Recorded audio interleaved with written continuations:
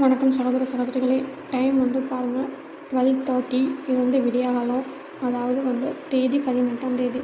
House ஒய்ஃபாக இருக்கவங்களுக்குலாம் வந்து நம்மளுக்கு படிக்க டைம் இருக்காது இல்லையா? மார்னிங்கில் என்ன பசங்க இருப்பாங்க, இல்லைன்னா வீட்டு வேலை இருக்கும். அவங்கள வச்சுட்டு படிக்கிறதே நம்மளுக்கு ரொம்ப கஷ்டமாக இருக்கும். இது மாதிரி இருக்கவங்களுக்குலாம் நைட் டைம் ரொம்ப யூஸ்ஃபுல்லாக இருக்கும். நைட் டைமில் நம்ம படிச்சுக்கலாம், பகலில் குழந்தைங்களையும் பார்த்துக்கலாம், வீட்டு வேலையும் பார்த்துட்டு நடுவில் இருக்கிற டைமில் கொஞ்சம் ரெஸ்ட் எடுத்துக்கலாம். அதனால் ரொம்ப பீஸ்ஃபுல்லாக இந்த டைமில் படிக்கலாம். நம்ம என்னென்ன பண்ணணும்லாம் வந்து டைம் அலாட் பண்ணிக்கலாம்.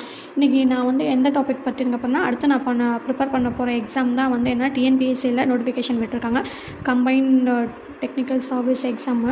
அதுக்கு தான் வந்து ஏஇக்கும் ஜேடிஓ வரும். And then surveyor draughtsman. இதில் வந்துட்டு வர எல்லா எக்ஸாமுக்குமே வந்து இப்போ டிப்ளமோ ஸ்டாண்டர்ட் தான் வந்து இந்த டிராஃப்ட்ஸ்மேனும் சர்வேயரும் போட்டிருக்காங்க. இதுக்கு நீங்கள் வேறு வழியே இல்லை, நீங்கள் டிப்ளமோ லெவலுக்கு வந்து படித்து தான் ஆகணும்.